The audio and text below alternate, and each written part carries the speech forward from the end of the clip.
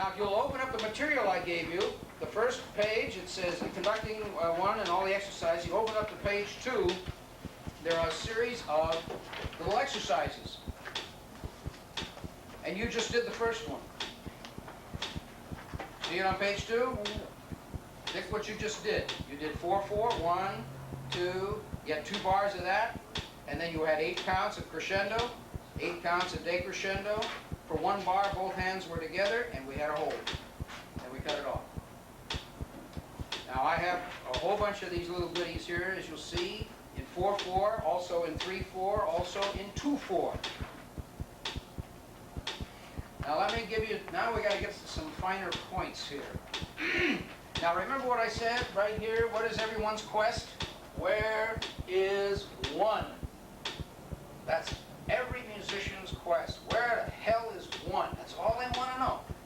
So, 1, remember I said about giving signals in the order of their importance?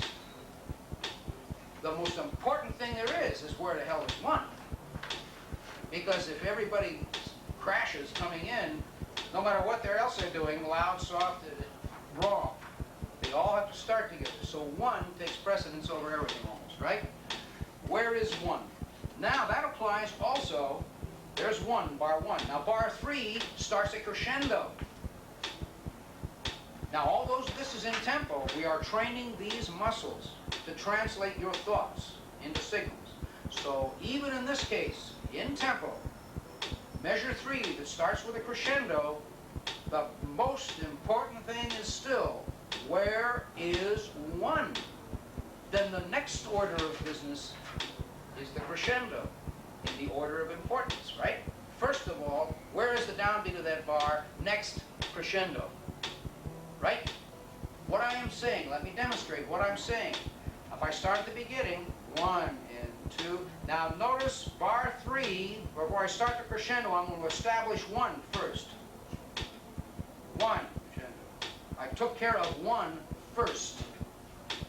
Now that's a kind of a thing that you do very slowly, like an instrument. 3, 4, 1, and you, yeah, I got it, yeah, there it goes.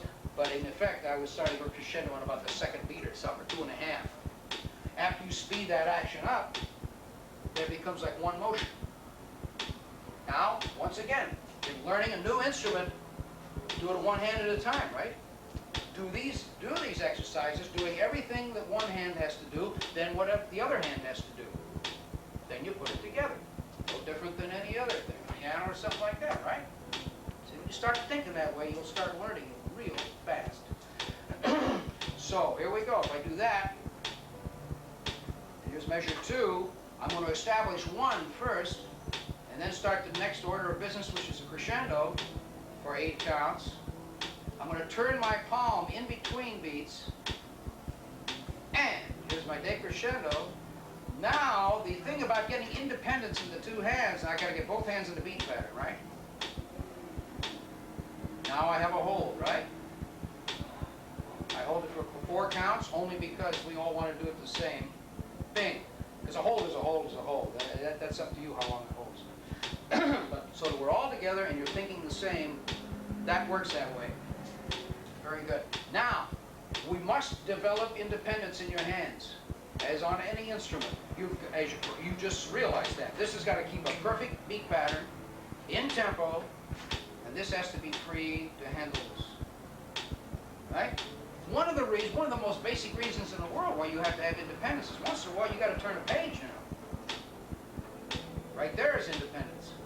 Walking and chewing gum at the same time. You got to turn a page once in a while. So these things have to operate independently of one another. And these little examples and exercises that I've worked out are designed to do that and also give you some form of a basic technique. As I said, there are variations of all these things, but we're going to start at the same place. Now, one of the reasons also I talk about establishing where is 1 before you go to the next order of business, for instance, if you look at example 3, it starts with a crescendo. Now you tell me what's more important, a crescendo or 1. When you're starting the piece there is no contest. 1 is more important than anything. So, when you're doing this, 2, 3, and boom, right? Now, exercise in reverse in that very same one. In example 3, you'll notice we have eight counts of crescendo followed by 2 bars of no indication of all of dynamics. Now my only rule, as you'll read up at the top of the page, is you conduct with both hands if there's no indication of anything. Because you've got to train both those hands. And I know a lot of people say, well, you can always just do a one-hand ride. What do you do about the guys that are over there behind a baffle or in a booth, string sections, trying to follow you? You see what I mean about modifying classical training? Classical training, I've been in front of a lot of symphonies. Hey, they're all here. I've never played a symphony where they were hanging out behind here. But I've sure been in a lot of studios where they were hanging out behind me, directly behind me in some cases, in a glass booth. In every other situation with baffles up to here, so they all look like Kilroy. All you see is this. You don't even know if they're playing or not. You just you hope you hired the right guys. Because you don't see anything. So you see, that's why I have to modify this. Not only you really need that independence, you've got to be able to operate with both hands one way or another. So, in example number 3, as I say, this hand, if you're right-handed, your left hand has got so much to do. It's incredible. Because it has to do everything. It has to cue, which we haven't done. We have to take care of dynamics. Most of the time it's going to turn pages. It's going to do all kinds of things. It's going to have a beat pattern. So no matter what it's doing, it has to be able to get back into the beat pattern no matter where you are. It has to automatically know where to go when it's done doing whatever it's supposed to do. Give you an example. That example number 3. 2, 3, 4, and downbeat crescendo. See, that's my thoughts. 8 counts of this. Now this hand has to go into the big beat pattern again. 1 and 2. Now, conversely, I've got to start with a decrescendo, but 1 is very important. Here it goes. 1 decrescendo. Great counts. So there's your independence. See? Now both hands for measure 7, which I did deliberately, and I have a hold on 1, 4, and hold it for 4 counts. 2, 3, 4, and cut off. Now that, look, I would imagine, I sincerely hope that that's fairly easy to read, isn't it? If you had to follow that.